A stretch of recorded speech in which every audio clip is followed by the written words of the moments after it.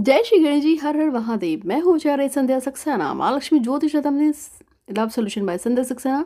संध्या Saxena astro किताब से आप सभी का हार्दिक हार्दिक हार्दिक हार्दिक स्वागत है। भगवान गणपति की आप पे कृपा बनी रहे, ऐसी मैं कामना करती हूँ। आज मैं आपको हमेशा सुखी और स्वस्थ रहने का एक प्रयोग बताने आई हूँ। हम दुखी होते ही क्यों हैं?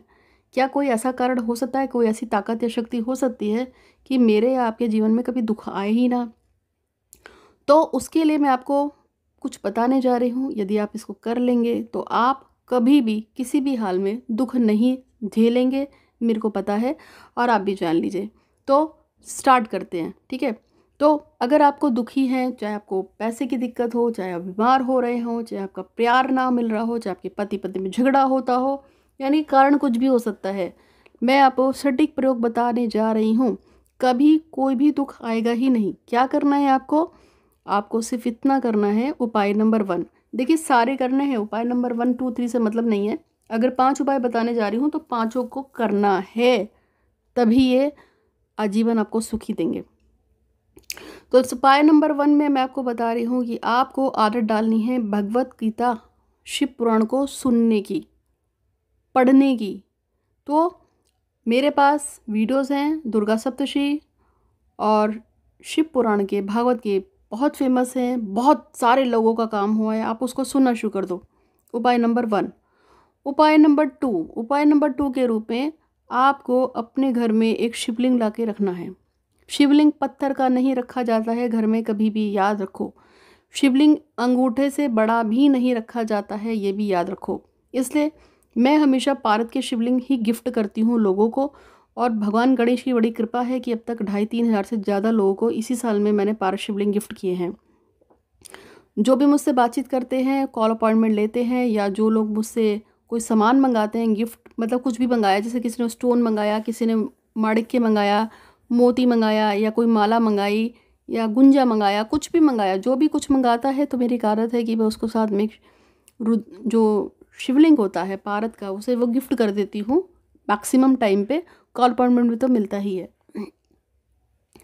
तो अगर आपको पारस शिवलिंग आप रख लीजिए अपने घर में, और पारस शिवलिंग रखने के बाद आपको शिवाष्टक का डेली पाठ करना है। और शिवाष्टक का पाठ करते हुए उसके ऊपर आपको जल गिराना है। शिवाष्टक ज़्यादा बड़ा नहीं होता, मुश्किल से 3 मिनट का होता है। आप इसको प्रैक्टिस में लाइए। शिवाष्टक को पढ़ते हुए ये जो है उस शिवलिंग पे, जिसको हम पारस शिवलिंग बोलते हैं, उसी को घर में रखिए। नर्मदेश्वर शिवलिंग भी रख सकते हैं, ठीक है? तो उस पर जल चढ़ाना शुरू करिए। जिसके घर में शिव की पूजा होती है उसको कष्ट नहीं होता। पारस का शिवलिंग रखकर अगर आप उस पर जल चढ़ाएंगे तो आपको उससे लाभ होगा। तो पहला आपने सुनना शुरू किया, और दूसरा आपने भगवान शिव की रेगुलर पूजा शुरू कर दी। 3rd नंबर पे क्या करना है आपको? 3rd नंबर पे ये करना है कि जब शाम होती है तो आपको भगवान गणेश की और माता लक्ष्मी की, इन दोनों की ही चालीसा पढ़नी ही पढ़नी है, चाहे कुछ भी हो जाए। अगर आप चालीसा नहीं पढ़ सकते तो आप स्तुति पढ़ लीजिए और साथ में उनकी एक आरती कर लीजिए। इसको आपको हैबिट में डालना है। क्या क्या हैबिट में डालना है? शिव पुराण है, और ये जो मैंने आपको बताया है दुर्गा सप्तशती है, और भी कोई पुराण हो, और साथ में भागवत है। इसको आप, मेरे ऑडियोज़ को आप लगातार सुनिए। आप उसको थोड़ा थोड़ा करके सुनिए और हमेशा सुनते रहो। मतलब ये नहीं कि मैंने 3 बार सुन लिया, 5 बार सुन लिया, नहीं। आप थोड़ा थोड़ा करके रोज़ सुनो। और साथ में आपने शिवाष्टक का पाठ करना है। कैसे? एक छोटा सा शिवलिंग भारत का बताया, उसे करके। और शाम को क्या करेंगे? शाम को आपको लक्ष्मी जी और गणेश जी की चालीसा पढ़ लीजिए या स्तुति पढ़ लीजिए, और फिर लक्ष्मी और गणेश जी की आरती कर दीजिए। ये 3 स्टेप आपको उठाने हैं। और चौथा स्टेप आता है दान का। दान में मैंने हमेशा से बोला है कि नंबर 1 पे जो रहता है वो रहता है कोढ़ी, यानी कुष्ठ। वो ऐसे व्यक्ति है जिनको पूरे समाज से धिक्कार मिला है, समाज से बाहर इनकी ये। अब भी किसी के घर में अगर पता चल जाए कि किसी को ये प्रॉब्लम है तो उसको फ़ौरन क्या करते हैं, उस यहाँ से बाहर ले जाते हैं। इनके हॉस्पिटल्स होते हैं और फिर इनकी बस्तियाँ होती हैं।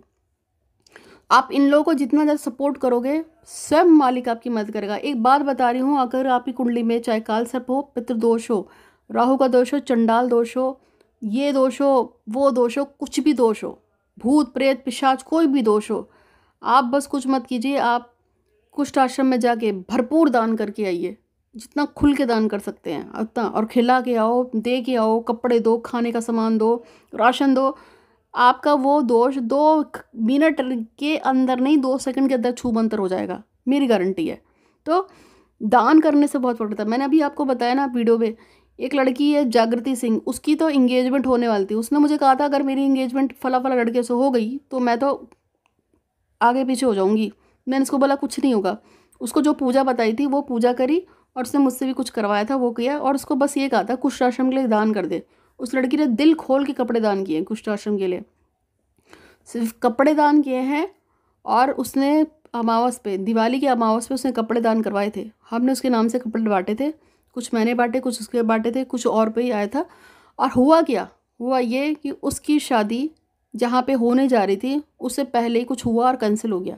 ठीक है, तो काम करती हैं चीज़ें, काम करते हैं, विश्वास होना चाहिए।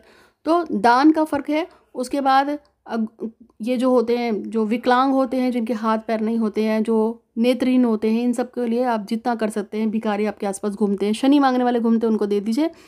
ये दान आपको करना है। नमक का दान भी आपको करना है। हर महीने में हर अमावस को नमक का दान करो, या पूर्णमासी को नमक का दान करो।